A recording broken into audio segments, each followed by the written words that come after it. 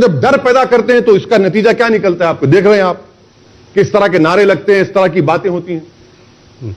लेकिन इसके वजह से अगर गलत भी हो रहा है, अगर कोई राइटफुल एक्शन लिया जा रहा है उसकी भी मुखालफत करना, अगर कहीं पर घुसपैठियों के खिलाफ कार्रवाई होती है, असम में होती है, सीमांचल में होती है, उसके खिलाफ आप बोलते हैं। देखिए, आपने असम की मिसाल दी। कभी आप सर, आप जर्नलिस्ट भी है ना, आप कभी आपने देखा कि आपकी फ्रेटर्निटी का आदमी एक लाश के ऊपर कूदता है, एक लाश के ऊपर कूदता है, गोली मार दिया आपने उसको, वो भारत का सिटीजन है। वो चैलेंज करो असम सरकार से, बताइए कि जो जिसको गोली मारी गई उसका नाम लिस्ट में नहीं आया था। एक फोटोग्राफर है, लाश पर कूदता है। तुम इंसान हो, हैवान हो यार? वो कर रहे हैं आप। घुसपैठी आ रहे तो रोकिए ना, कौन रोक रहा है? हम बोल रहे हैं मत करो। आप सीमांचल की आप बात कर रहे हैं, आपको बता रहा हूं सीमांचल में एक भी घुसपैठी नहीं है, सब झूठ बोलते हैं। लाखों बताए जा रहे हैं, झूठ, सरासर झूठ। चलिए हमारे साथ आप और हम चलते हैं कैमरा लेकर, बताइए, हमको बताइए, 10 बता दीजिए। चलिए आप, जो बिहार में जो घुसपैठी हैं, सरकार खुद हाईकोर्ट में एफिडेविट देती है कि पूरे नेपाली हैं, वो पूरे नेपाली हैं। आप फैक्ट्स पे बात करिए ना। आप तो हाईकोर्ट में एफिडेविट देते हैं और फिर बोलते हैं घुसपैठी। कहां है घुसपैठी? मैं सही हूं तो मैंने आंकड़ा 50 लाख का पढ़ा है। कहां है 50 लाख? अरे सर सुनिए, आसाम में क्या हुआ? आसाम में तो यही बोला गया ना, 50 लाख 50 लाख 50 लाख। कितने निकले वहां पे? कितने निकले बताइए वहां पे? तो अब इनको पसंद नहीं आया। वो ये समझ रहे, सुप्रीम कोर्ट मॉनिटर्ड लिस्ट बनाई गई थी, मुसलमान का नाम नहीं आया तो हेमंत बिस्व शर्मा गुस्से से पागल हो गए कि भाई इतने नाम मुसलमानों में कम कैसे आ गए? अच्छा, नाम भी कैसे हैं? बाप का नाम है तो बेटे का नाम नहीं, वो भी आ जाएगा नाम इंशाल्लाह। लिस्ट है ना भाई, वोटर लिस्ट के नाम है, 71 के वोटर लिस्ट, सब नाम है। आप कर रहे हैं घुसपैठी अगर है तो आप क्या कर रहे हैं? बीएसएफ सरकार आपकी है, आप क्या कर रहे हैं? 6.5 साल से बताइए। आप तो उसका जवाब ही नहीं देंगे। मगर ये एक इमेज, एक बाऊ खड़ा करो मुसलमानों के बारे में कि बच्चे बहुत पैदा करते हैं, घुसपैठी है, फंडामेंटलिस्ट है, फुला है, ये है। अरे भाई, भारत के शहरी हैं हम इस मुल्क को उस वक्त आजादी की लड़ाई लड़ रहे थे जब आप थे ही नहीं वहां पर। हम उस वक्त से लड़ रहे हैं। अब आप हमको ही यहां पर घुसपैठी बोल रहे हैं तो आप असद साहब, आप यहां तक बात आई है तो एक बड़ी फंडामेंटल सी बात है जो कोई आदमी शायद खुल के नहीं कह पाता होगा, लेकिन ये तो कोई डिनाई नहीं कर सकता कि भारत का बंटवारा इस वजह से हुआ कि मुस्लिम कम्युनिटी ने अपने लिए एक अलग मुल्क मांगा और उनको मिला। अभी आपने फ्रीडम स्ट्रगल की बात की, इसलिए मैं बात कर रहा हूं। नहीं सर, आपकी इंफॉर्मेशन रॉन्ग है। कैसे? इसलिए रॉन्ग है कि कितने मुसलमानों को वोट डालने का राइट था?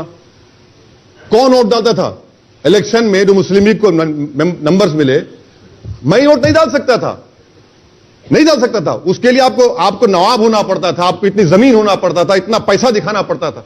क्या आप समझ रहे कि सबको वोट डालने का इख्तियार था? नहीं था सर। अगर होता तो खुदा की कसम नहीं डालते वोट, मुस्लिम लीग को वोट नहीं डालते वोट। आज भी हमको ताल्लुक नहीं है। डिमांड नहीं। मोहम्मद अली जिन्ना नेता कैसे बन गए फिर? अरे नेता कैसे बने? तो वोट बने, वोट मिले ना उनको। और वोट डालने का राइट किसको था? वोट डालने का राइट किसको था? असद साहब, सिंपल सी बात है, इसमें इफ एंड बट की कहां गुंजाइश है? नहीं, देखिए, पाकिस्तान बना मुसलमानों की मांग पर बना, इसमें क्या गलत है? नहीं, आप राजी क्यों है? कांग्रेस क्यों राजी हुई उसके लिए? कांग्रेस क्यों राजी हुई देश के बंटवारे के लिए? मौलाना अबुल कलाम आजाद तो गांधी जी के पास, ये बड़े बड़े नेताओं के पास तो रोज आकर के मत हों दो बंटवारा। मौलाना अबुल कलाम आजाद की तकरीर सुनिए जो दिल्ली की जामा मस्जिद के सामने उन्होंने खड़े होकर उस वक्त के मुसलमानों को उम्मीद दिलाई। इंडिया विंस फ्रीडम में मौलाना क्या कहा कांग्रेस के बारे में?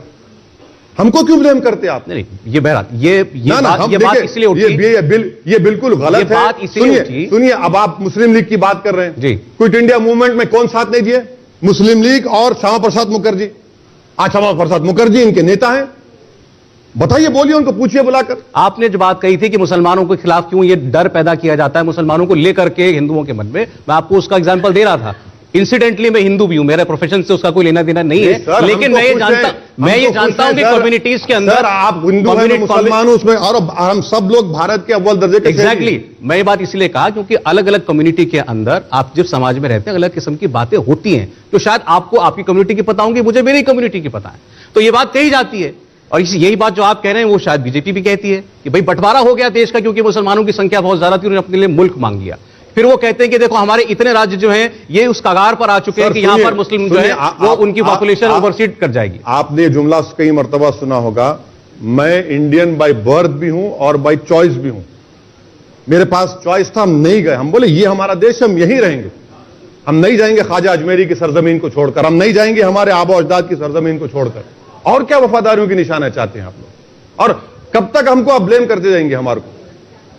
इतने बड़े बड़े कुर्बानियां दे रहे हैं, मगर ये जो आप शक की ऐनक लगाकर कब तक देखते रहेंगे? 14% की आबादी मामूली आबादी तो नहीं है ना। आप तो उनको साथ लीजिए, उनके लिए इक्वालिटी दीजिए, सब्सटेंशियल इक्वालिटी दीजिए। अब कुछ ये आंकड़े निकले थे, चूंकि इस पर आपको यकीन नहीं होगा, लेकिन योगी सरकार के पास माइनॉरिटी वेलफेयर के लिए दिखाने के लिए बहुत कुछ है। अब आप मुझे बताइए इसमें कितना सच है कितना झूठ है कि 779 करोड़ रुपए मदरसा के मॉडर्नाइजेशन को लेकर के वहां पर एनसीईआरटी का सिलेबस लागू कर दिया। अब मदरसे पढ़ने वाला बच्चा स्कूल कॉलेज भी जाता है। एक मिनट, ये जब बीजेपी वाले आएंगे पूछ लीजिए, गवर्नमेंट ऑफ इंडिया की स्कीम एमएसडीपी स्कीम 116 करोड़ रुपया है, आपने 16 करोड़ ने खर्चा किए। अच्छा, प्रधानमंत्री आवास योजना ग्रामीण, आपने कितने घर सैंक्शन किए? आंकड़े मेरे पास भी हैं, सुन लीजिए आप। इनके जो बड़ी बड़ी बातें होती है ना, इनका रिकॉर्ड 2019-20 में आपने कितने घर दिए, 19-20 में, 20-21 में, 21-22 में एक घर मुसलमान को नहीं दिए। सैंक्शन तो पेपर पर है, कितनों को फिजिकली दिया आपने? कौन सी बात कर रहे हैं सर? अच्छा, ये दिए क्या मतलब दिए? क्या हम भिखारी हैं? राइट है हमारा। नहीं, वो अब जब आप पूछते हैं क्या किया हम मुसलमानों के लिए, तो बताते हैं ये किया। अरे आपने वो किया जो पिछले 60 साल में किसी ने नहीं किया, बर्बादी के लिए आपने वो काम कर दिया। आप एक मुसलमान को टिकट नहीं देते, आप एक मुसलमान को लोकसभा में टिकट नहीं देते। क्यों नहीं देते ना, दिखाइए, देकर मालूम हो जाएगा। मगर पॉलिटिक्स क्या हो रही है आजकल के, मोदी से बड़ा हिंदू कौन है? अखिलेश यादव बोलेंगे, बहन जी बोलेगी, कांग्रेस बोलेंगे हम मोदी से बड़े हिंदू हैं। सब लोग ये कोशिश कर रहे हैं, तो इसी में तो उनको कामयाबी मिल रही है ना। अच्छा, एक विषय उत्तर प्रदेश में खासतौर पर राम मंदिर का भी चलेगा, तो मुझे बताइए राम मंदिर क्या एक इमोटिव इशू है जिसका असर चुनाव पर हो सकता है? देखिए, हमारे लिए वो एक ऐसा इशू है जो हम जब तक दुनिया कायम रहेगी हम उसको याद रखेंगे। इसलिए कि आजाद हिंदुस्तान के तारीख में एक सिया वाकया है कि एक जीबी पंत की सरकार थी, रात के अंधेरे में चोरों की तरह वहां मूर्तियां रखी गई। उसके बाद राजीव गांधी ने ताले खुलवा दिए, और फिर कांग्रेस की जब सरकार थी, यहां भी कल्याण सिंह की सरकार थी, आपने सुप्रीम कोर्ट को कमिटमेंट देने के बाद मस्जिद को शहीद कर दिया आपने। और जब क्रिमिनल केस बाबरी मस्जिद का चल रहा था, तो ना सपा की सरकार ने ना बीएसपी की सरकार ने एक नोटिफिकेशन जारी कर देते, तो दोनों केसेस एक साथ चलते थे। डिमोलिशन हुआ, किसी को सजा नहीं मिलती। तो ये तो हमारे लिए इशू रहेगा ही, मगर ये पॉलिटिकल इशू नहीं है हमारे लिए। हमारे लिए एक इशू ऐसा है कि हमको धोखा दिया गया इसमें।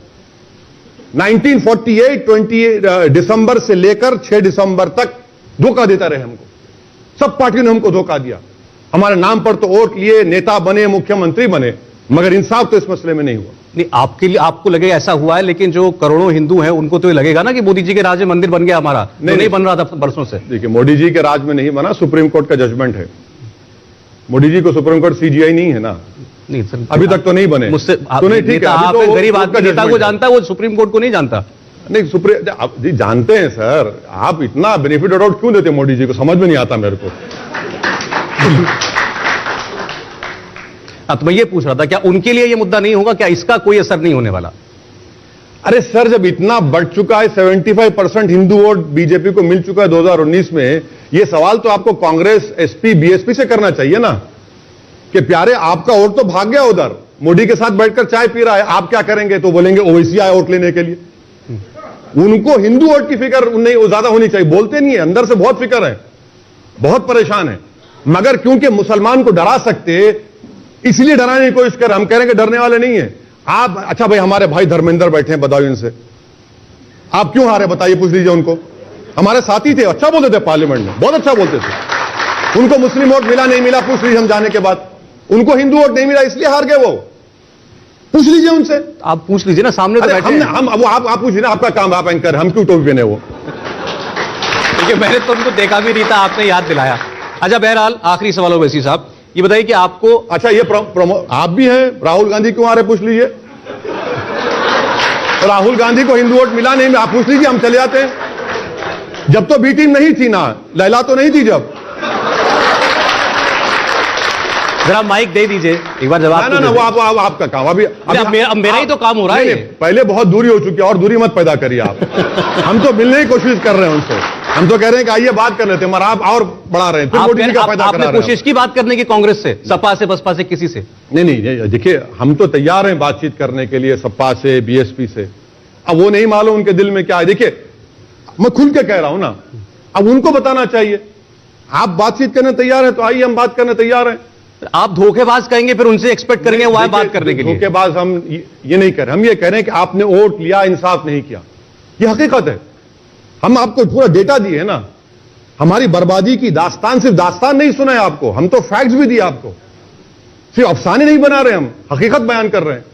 ओवैसी साहब, चुनाव में सारी पार्टियां दमखम के साथ लड़ेंगी, सबकी तरह आपको बहुत बहुत शुभकामनाएं। आने वाले चुनाव की बहुत बहुत शुक्रिया। Thank you.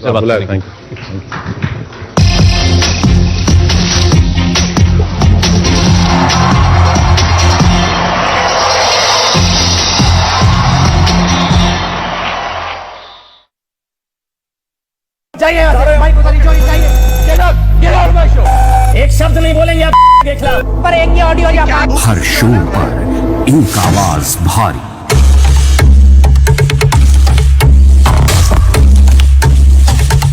इंडिया टीवी, शोर कम, खबर ज्यादा।